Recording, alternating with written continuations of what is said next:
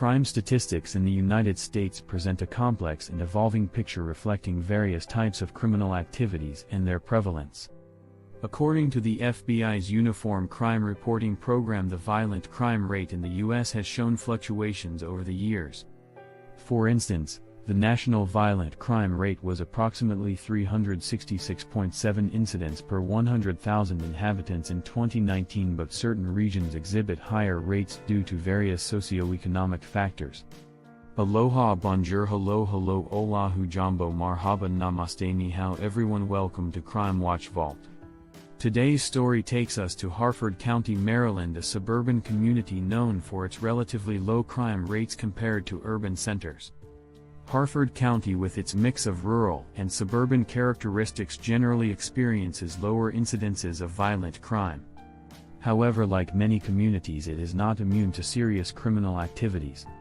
The local law enforcement agencies in Harford County have been proactive in maintaining public safety with community policing and engagement initiatives aimed at crime prevention. Rachel Morin was a cherished member of her community, known for her vibrant personality and dedication to her family. Born and raised in Harford County, Maryland, Rachel grew up in a close-knit environment that emphasized strong family values and community bonds. Her upbringing was marked by a supportive family structure which played a significant role in shaping her compassionate and resilient character. Rachel's early life was characterized by her active participation in various community and school activities. She excelled academically and was known for her enthusiastic involvement in extracurricular pursuits. Her childhood was filled with fond memories of family gatherings, school events, and community service, all of which contributed to her strong sense of belonging and responsibility. These experiences instilled in her a deep appreciation for community engagement and the importance of giving back. Rachel's family was the cornerstone of her life.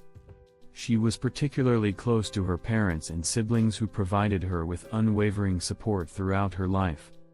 Her parents, who were active members of the community themselves, encouraged Rachel and her siblings to pursue their passions and excel in their endeavors. This nurturing environment fostered a sense of confidence and independence in Rachel, allowing her to thrive in both her personal and professional life. As she grew older, Rachel became a dedicated mother, deeply committed to her children's well-being and development. Her role as a mother was central to her identity, and she invested a significant amount of time and effort into creating a loving and supportive home for her children. Rachel's dedication to her family extended beyond her immediate household, as she often took on the role of a caregiver and mentor within her extended family and community. Rachel's professional life was marked by her ambition and hard work. She pursued a career that allowed her to balance her responsibilities as a mother while contributing to the community. Known for her strong work ethic and positive attitude, Rachel earned the respect and admiration of her colleagues and peers. Her ability to juggle multiple roles with grace and determination was a testament to her strength and resilience. In her leisure time, Rachel enjoyed outdoor activities, particularly jogging and hiking. She often used these moments to reflect and recharge, finding solace in the natural beauty of Harford County. These activities were not only a source of physical well-being but also provided her with a sense of peace and clarity.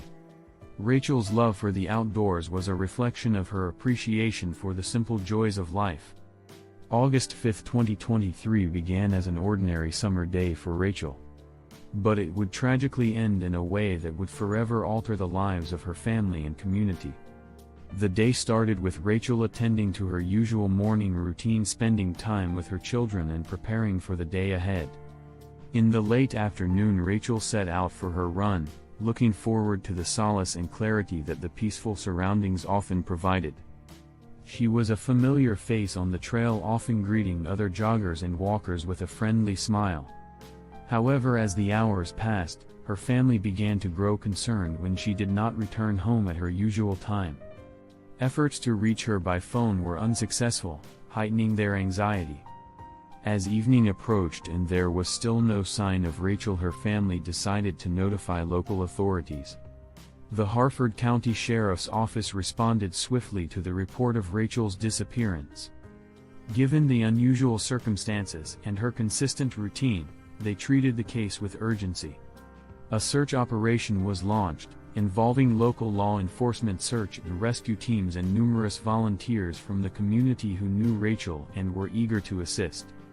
As night fell, search parties equipped with flashlights and other gear scoured the trail and surrounding areas, calling out Rachel's name and looking for any signs of her whereabouts. The search continued into the early hours of August 6 with a palpable sense of urgency and dread growing among the searchers. At around dawn, a volunteer discovered Rachel's body off the main trail in a secluded area. The discovery was met with a mixture of grief and shock as the reality of the situation began to set in. The scene was immediately secured by law enforcement to preserve any potential evidence, and the area was cordoned off from the public. Initial assessments by the responding officers suggested that Rachel had been the victim of a violent crime. There were visible signs of trauma on her body, indicating a struggle. The discovery of Rachel's body under such tragic circumstances sent ripples of fear and sorrow throughout the community. Friends, neighbors, and local residents who had been holding out hope for her safe return were now confronted with the harsh reality of her loss of life. As news of Rachel spread, the community's response was swift and heartfelt. Vigils were organized and flowers, candles, and personal messages began to appear at the trailhead where she was last seen. The community's collective grief was evident, with many expressing their condolences and offering support to Rachel's family. The local authorities also held a press conference to address the community, assuring them that every effort would be made to find and bring the perpetrator to justice.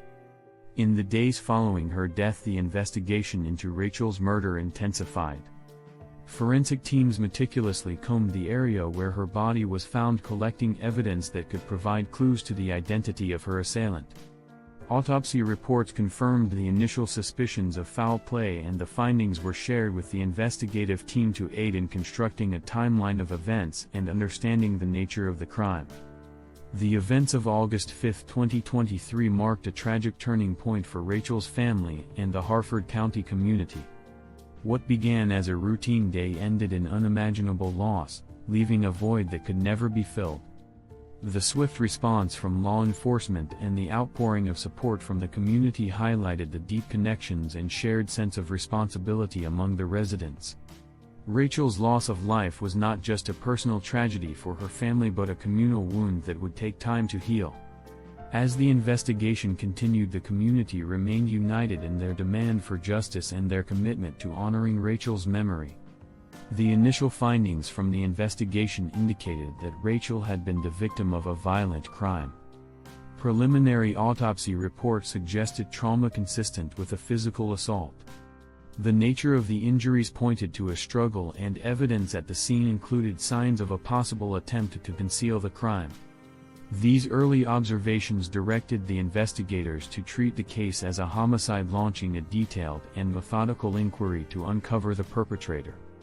The community's response to Rachel's tragedy was one of profound grief and solidarity. Vigils were held, and memorials were set up at the trail where she was last seen. Local residents expressed their shock and sorrow, and there was an outpouring of support for Rachel's family. The community rallied together, emphasizing the need for safety and justice. This collective response underscored the strong bonds within Harford County, with neighbors supporting each other through the difficult time. The investigation into Rachel's case saw collaborative efforts between local law enforcement, state authorities, and federal agencies. The Harford County Sheriff's Office took the lead, working closely with the Maryland State Police and the FBI. This multi-agency approach ensured a comprehensive investigation, pooling resources and expertise. Collaborative efforts also included the use of advanced forensic technology and data analysis to piece together the events leading to Rachel losing her life. In the wake of the investigation, public appeals played a crucial role. Authorities urged anyone with information to come forward, emphasizing the importance of community involvement in solving the case. Tips from the public were encouraged, and hotlines were set up to facilitate anonymous reporting. These appeals were disseminated through various channels including social media, local news outlets and community meetings, aiming to reach as many people as possible. The media coverage of Rachel's case was extensive, drawing national attention. News outlets reported on the progress of the investigation, the community's response and public appeals for information. The coverage highlighted the human aspect of the tragedy, focusing on Rachel's life and the impact of her loss on her family and community. Media scrutiny also kept the pressure on law enforcement agencies to solve the case, ensuring it remained a priority. The breakthrough in the investigation came with the identification of a suspect, Victor Antonio Martinez Hernandez. This development was a result of meticulous forensic analysis and data collection. The suspect was linked to the crime scene through DNA evidence which matched samples from a national database.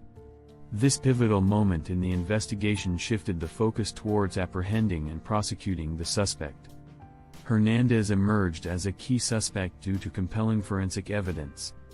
His identification was a significant step in the investigation, bringing hope for justice. Hernandez had a history of criminal activities which included previous convictions for violent offenses. His background suggested a pattern of behavior that aligned with the nature of Rachel's case, making him a primary suspect.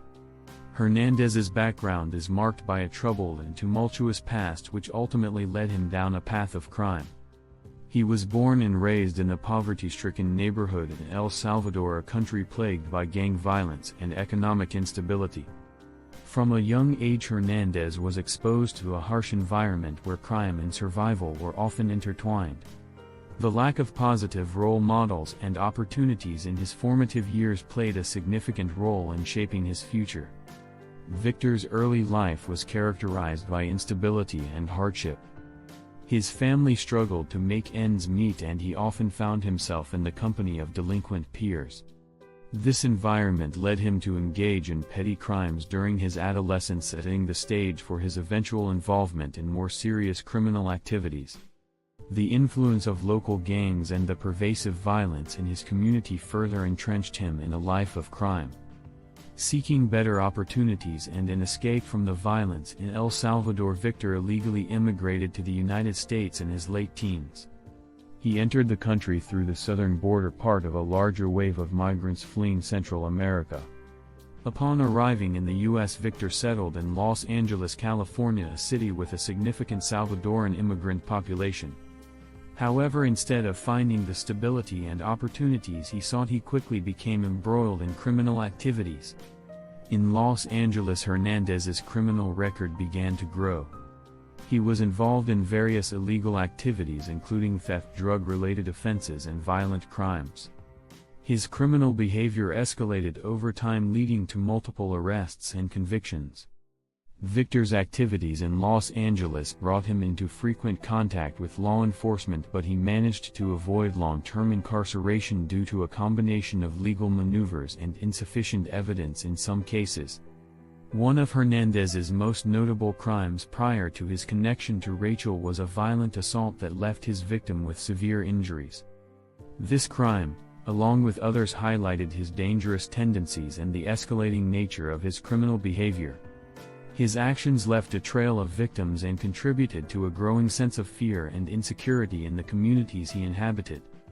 Hernandez was linked to Rachel's case through a combination of forensic evidence and diligent investigative work. The breakthrough in the case came when DNA evidence collected from the crime scene was matched to Hernandez's profile in a national database. This match was crucial, providing a direct link between Hernandez and the scene of Rachel's loss of life. The forensic analysis included DNA samples from Rachel's body and other physical evidence such as fingerprints and fibers, which were meticulously examined and cross-referenced. Further investigation revealed that Hernandez had traveled to Harford County, Maryland shortly before Rachel's lost her life. Surveillance footage and witness statements placed him in the vicinity of the crime, corroborating the forensic evidence. The investigation pieced together his movements and activities leading up to the day of the tragedy, establishing a timeline that placed him at the scene. Hernandez's background, characterized by a pattern of escalating violence and criminal behavior, played a significant role in his identification as the prime suspect in Rachel's loss of life. His history of criminal activities and the forensic evidence provided a compelling case for his involvement in the tragic event. The thorough investigative process and the diligent work of law enforcement agencies were instrumental in linking Hernandez to the crime and bringing him to justice. The court proceedings and charges related to the tragic case of Rachel's loss of life unfolded with a meticulous and determined pursuit of justice. Following the arrest of Hernandez, the suspect identified through comprehensive forensic analysis, the legal process began with a series of preliminary hearings and arraignments. These initial stages were critical in establishing the foundation for a fair and thorough trial. Hernandez was charged with multiple offenses, with the primary charge being first degree of causing a loss to a life. This charge was based on the evidence indicating premeditation and deliberate intent in taking Rachel's life. Additionally, he faced charges of aggravated assault and unlawful restraint, reflecting the brutal nature of the crime and the physical trauma inflicted on Rachel. The prosecution worked diligently to compile a robust case, leveraging the forensic evidence, witness testimonies, and circumstantial details that painted a clear picture of the events leading to Rachel's losing her life. The arraignment hearings were a crucial phase where the formal charges were read and Hernandez entered his plea. Predictably, he pleaded not guilty to all charges, setting the stage for a contentious trial. The court proceedings were marked by high public interest, with media coverage ensuring transparency and public awareness. Rachel's family attended the hearings seeking justice and closure, their presence a poignant reminder of the personal loss underlying the legal battle. The prosecution, led by seasoned attorneys, presented a case built on solid forensic evidence. Key pieces of evidence included DNA samples collected from the crime scene which matched Hernandez's profile, and forensic analysis of physical evidence such as fingerprints and fibers. The prosecution also relied on the timeline of events established through witness statements and digital forensics, including Rachel's cell phone records and surveillance footage from the area near the trail. Throughout the trial, expert witnesses were called to testify on various aspects of the forensic evidence. Forensic pathologists provided detailed accounts of the autopsy findings, describing the nature and extent of Rachel's injuries, which supported the charges of first degree of taking a life and aggravated assault. Crime scene analysts explained the significance of the evidence collected, linking it directly to Hernandez and demonstrating the likelihood of his presence at the scene. The defense, on the other hand, attempted to challenge the reliability and interpretation of the forensic evidence. They questioned the procedures followed during evidence collection and analysis, aiming to introduce doubt about the integrity of the investigation. The defense also scrutinized the witness testimony, seeking inconsistencies or biases that could undermine the prosecution's case. Despite these efforts, the weight of the evidence presented by the prosecution remained compelling. As the trial progressed, the courtroom became a battleground of legal arguments and emotional testimonies. Rachel's family members provided heart-wrenching victim impact statements, conveying the profound loss and grief they experienced. These statements underscored the human element of the case, reinforcing the gravity of the crime and its devastating impact on those left behind. After weeks of testimony and deliberation, the jury reached a verdict. Victor Antonio Martinez Hernandez was found guilty on all charges, a decision that resonated deeply with Rachel's family and the community. The guilty verdict marked a significant milestone in the pursuit of justice, providing a measure of closure for those affected by the tragedy. The sentencing phase followed, where the court considered the severity of the crime and the impact on Rachel's family and community. Victor received a life sentence without the possibility of parole, reflecting the heinous nature of the crime and the need for accountability. The court's decision was seen as a just outcome, honoring Rachel's memory and upholding the principles of justice. The tragic case of Rachel also saw political responses, with both Democratic and Republican leaders commenting on the incident. Some politicians used the case to highlight issues related to public safety, criminal justice reforms, and the need for stricter laws. This politicization of the tragedy reflected broader debates on crime and law enforcement policies with different perspectives on how to prevent similar incidents in the future. Rachel's family was profoundly impacted by her loss. The emotional toll was immense, with her loved ones grappling with grief and the quest for justice. The family received an outpouring of support from the community, which provided some solace during the challenging times. The impact on Rachel's children was particularly severe as they faced the future without their mother's guidance and support. The case of Rachel highlights the profound impact of violent crime on individuals, families, and communities. It underscores the importance of thorough investigations, community support, and collaborative efforts in seeking justice.